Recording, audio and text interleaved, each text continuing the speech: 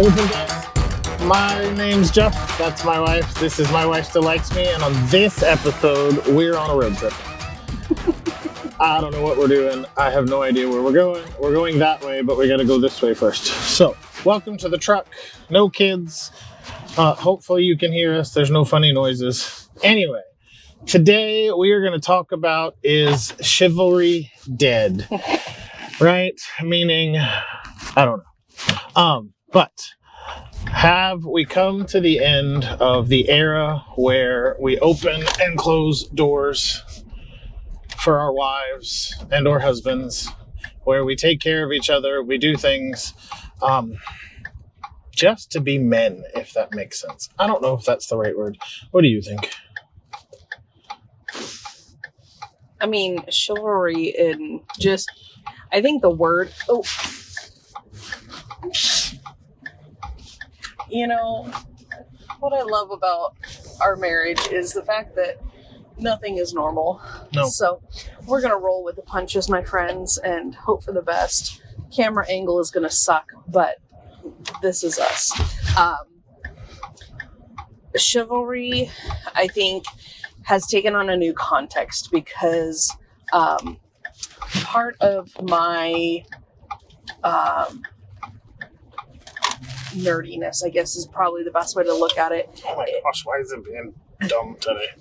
I had this all worked out. Anyway, part of your nerdiness. Part of my nerdiness is early Victorian era literature, and I loved studying about, medieval times, the Dark Ages, early Victorian era, several different time periods, and the knights and where chivalry originated from has always been fascinating to me. And quite frankly, I do think in the original context, it's changed, as it should. We as a people have changed, and so how we treat each other has changed as well. But don't get me wrong, I do love a good old Southern boy who will hold the door open for me and say, yes, ma'am. Yes. I happen to marry one. Thank you. So, is it important for those kind of things? I guess first we have to define chivalry. Like, chivalry is like not just being a man, but being a respectful man. Like, we joke that like when we go and walk places and you're a very independent person, I don't always stand on the outside of like the sidewalk or do any of those things, because you also have children, or we have children, and so you're always like, oh, I got to protect the children, and good, bad, or otherwise, sometimes I'm the biggest child in our house.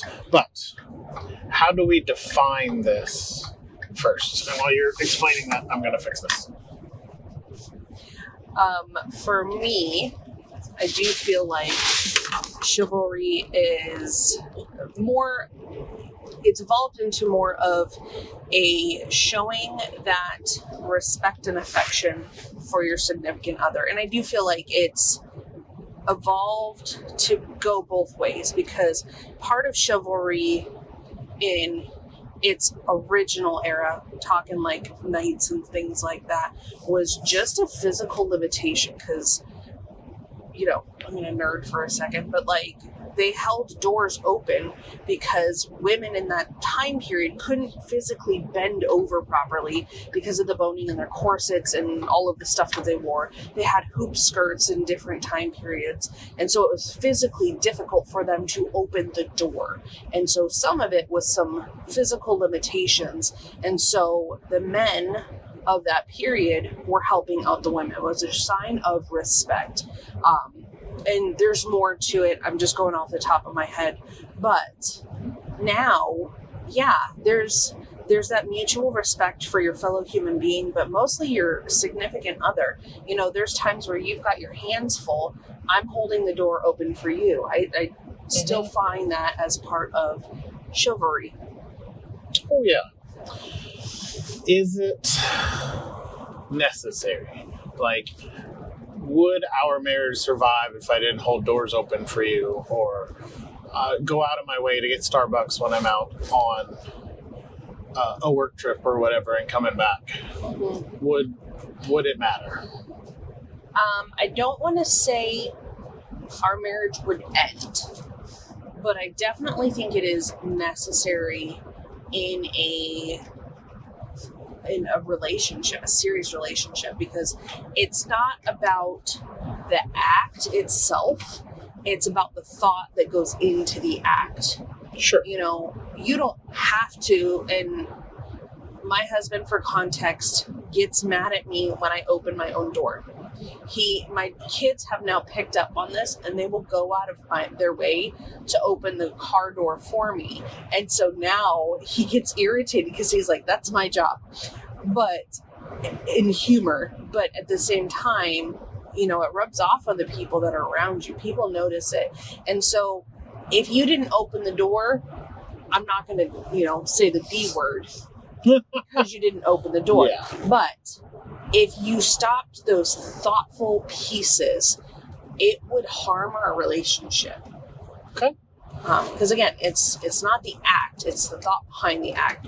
You're opening the door to show me that you're putting me first, and you're holding the door when we go into a restaurant or wherever because you are being thoughtful. And so we actually had a conversation I had a conversation with my kids about this the other day, that like, have you ever noticed that daddy purposely, and again, it doesn't matter, but it matters. Like, Jeff does not eat dinner or even serve himself a plate until everybody else goes.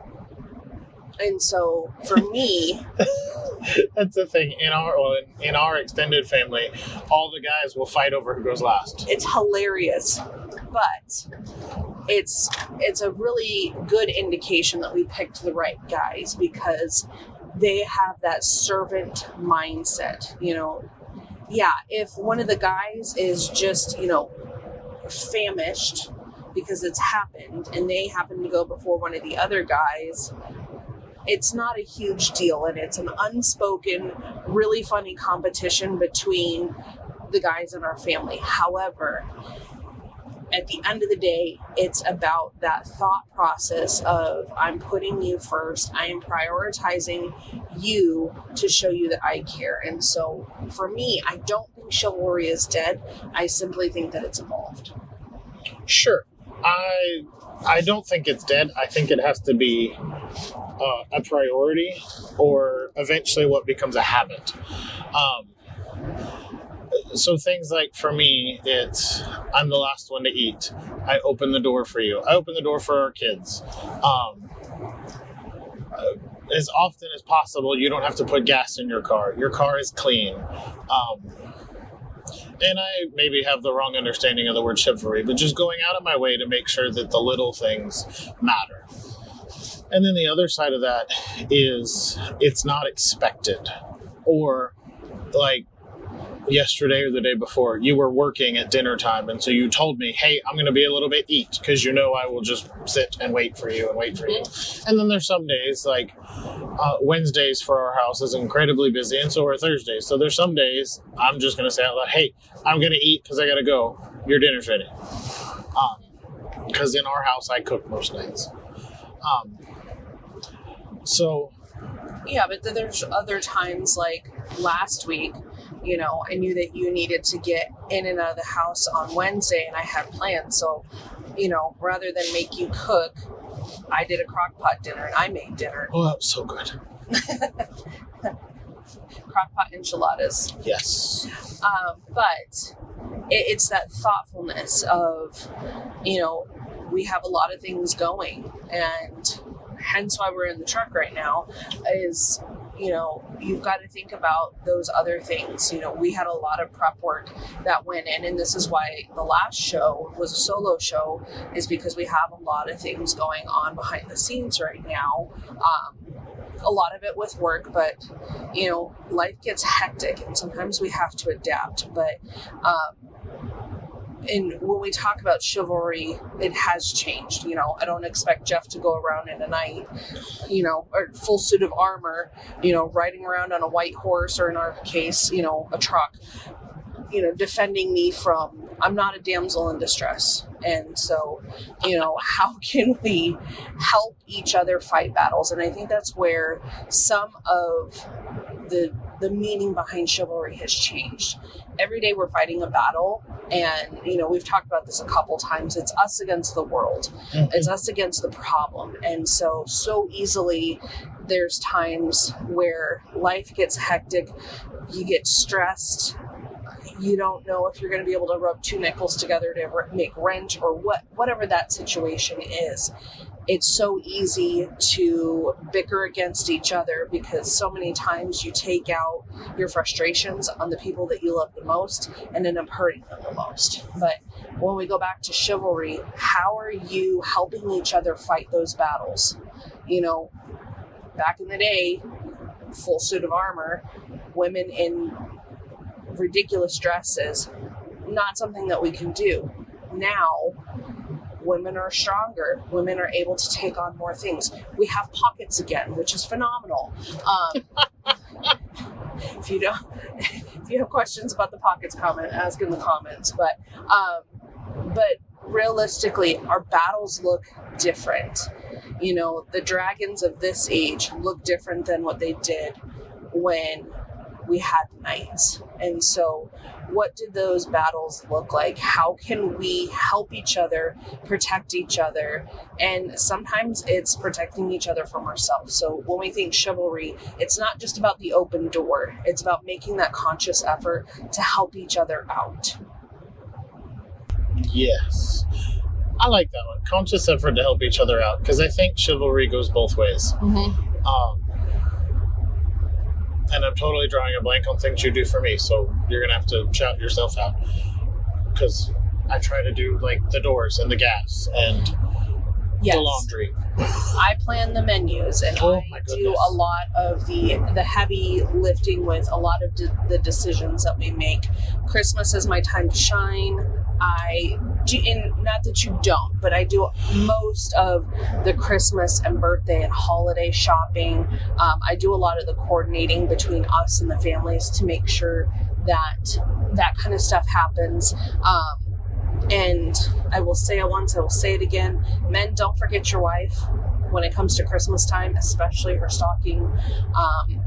But that is where I come in. So I do a lot of the extra stuff to make him look good. There's a lot of coordinating that I do behind the scenes, so you don't have to. If we have a potluck at church or something like that, no idea. He doesn't know. Nope. So I just take care of it. So it's a lot of that, so-and-so's birthday's coming up. This is coming up. And so I do a lot of the logistical things. Yeah. Anyways. That makes sense. Okay. So practical things that guys and gals can do to build the habit. Because I think some of this stuff is habit, right? Like, it's habit that I just go to your side of the truck first, or car, or whatever. Yeah. And over time, eventually, it was habit of you wait for me to come and open the door now, right? Yes, I do. Or you're gonna get home in a week and you're gonna forget, and where did you go? You were gone for like 10 days, and you had forgotten, and I beat you to the door, and you didn't know what to do, and it was awesome. But it was one of my last work trips. I had gone to see family and done some stuff with them, and then went to out of town for work. And so I came back, and that whole week, there was the first day I was with coworkers and paused at the door, and I was like, I have to open my own door. And I was very confused because that habit was there. There was other guys, so it was still that masculine presence. And it took me a second to realize my husband's not here. I have to open my own door. And so, it's not that I can't do it. It's just because it's so ingrained. Oh, yeah. But. All right. Yeah. habits wise, it's pick one thing, right? If it's opening doors, and just guys, just open the doors all the time. Dating, it sucks because sometimes you get stuck holding the door for a lot of people, but I always, as often as possible, always open the door for you. But that habit has become, I'll open the door for anybody. Yeah. And you don't get offended when it's another woman. No, but I think it also goes even beyond that. And in my personal thought process is, you never know what that next person is going through. So for me, I have seen that little twinkle in some other woman's eye when my husband holds the door open for her. And so it's a little petty, but I get to have that moment of, yeah, that's my man holding the door open for me and for you. And so sometimes there's another guy there, sometimes there's not, but that small act of kindness can definitely make a big difference in someone else's life. And, you know, kind of bullying it back to, like, what are some of the things that you can do in your own marriage, in your own relationship? Yeah, holding the door is great, but it even goes beyond that. Like, what are some of those small acts of service? And we've talked about mental load several times. What is something that you can do that is mentally taxing for your partner? And a funny example of this, there was one day that the both of us were just at like 5% battery life. We were trying to get prepped for the next week. We just didn't really have it in us. And I was like, oh my gosh, I don't want to have to make dinner tonight. And Jeff is like, well, I don't want to have to go to the grocery store. And it was one of those off the hand conversations where we were having a moment communicating together. And I was like, I actually like going to the grocery store. And Jeff is like, well, I don't care about making dinner. So during that conversation, we had that conversation about our mental load. And that's the reason that Jeff cooks, is because for me, at the end of my day, cooking is so mentally taxing. I enjoy cooking. I'm good at cooking, but I can't do it every day. For him, it's a mindless task that he can do. And so I go to the grocery store, I make up the shopping list, and I get everything taken care of. For me, that is a mindless task for me. So in your relationship, what are those mentally taxing things? They still have to get done. Like, as much as I hate saying it, you got to wash your laundry, you got to do the dishes. But when you look at your loads, what can you take on for your spouse? And yes, opening the door is great, but it goes even beyond that. So that's a good starting place of what are the things that are mentally taxing for you? And these are the things that are mentally taxing for me. And it might be that both of you hate doing the dishes and both of you hate doing the laundry. So maybe it's rock, paper, scissors this week for who does the dishes. But whatever that looks like in your relationship, the core of it is that communication. Talk to each other about what is most important for you, what is most mentally taxing, and go from there. Yeah. Only other thought I had is for all of the independent ladies out there, if you don't want your husband or boyfriend to open doors for you, just tell him. Yes. It's fine. We won't be, well, some of us might be offended. I wouldn't be offended. It's a want or a desire, not a have to do. Oh my gosh, if you're gonna hold the door open for me, I'm gonna leave you. If you're not that kind of person, right? And she has moments like that, not all the time, but moments she's like, I'm gonna take my own bag out to the truck. I didn't let her today. I put her bag in the truck myself. Make sure it's packed, right? Don't put it into her leg. But there are some ways she's just gonna do it by herself. Yes. Or I'll go to help her bring in groceries and she's already done because she's just in independent mom mode and I just stay out of the way, right? Sometimes chivalry is knowing when to get out of the way. Yeah. And just to kind of add on to that, like, it's not just for the men. I do want to make sure that we're very, very clear in that, is chivalry. Gosh, I hate that word. Mm-hmm. I love the meaning. I hate the word. But it's not just for the men. Like, ladies, we need to be equally as thoughtful for them. Yeah, you may not race around the side to open the truck door for your guy, but I do want to make sure that we are very clear. Like, this is an act of service. This is an act of showing your partner that you care for them. Yes. The only one that really comes to mind, and this totally doesn't matter, but I know you do it for me. You put this back the way it was when you're done with it. You don't drive this very often, the truck. You don't drive this very often, but when you do, we don't sit in the same. It's the only car we've ever owned where we don't sit in the same spot. It's weird. But you know that I don't like trash and I don't like it to be all messed up. So if you and the kids need the truck for something, whether the kids do it or not, I have no idea. But the truck is generally back to the way it was before you're done with it. I appreciate those things. That's lady chivalry. It's true. And, you know, it's funny because I saw something a million years ago. I mean, when I was a teenager, that like when you look at cars and houses, if you look at girls' cars, we normally leave our cars messy because we tend to live out of them. That's just a thing. I don't know why. But when you go to our house is nice and clean. For the guys, it's usually the house is messy and the car is clean. And for me, it's just, guys take pride in their car. That is their space. That is their domain. And I grew up outdoors, and one of the things that got drilled into my head is when you are visiting somewhere, realistically, when I'm borrowing your truck, I'm visiting, I'm borrowing. You leave the thing you're borrowing better than what you found it. Whether that's you're camping, going to the beach, borrowing someone's car, borrowing someone's, a room from someone. You always leave the space that you're visiting better than you found it. And so that applies to your truck. So. And before all of you come at me, it's our truck. I just drive it all the time, and she has her car and she drives her car all the time. I don't care. So don't come at me about this. It's not my truck. All right. Generally, we take whichever car holds the people we're taking.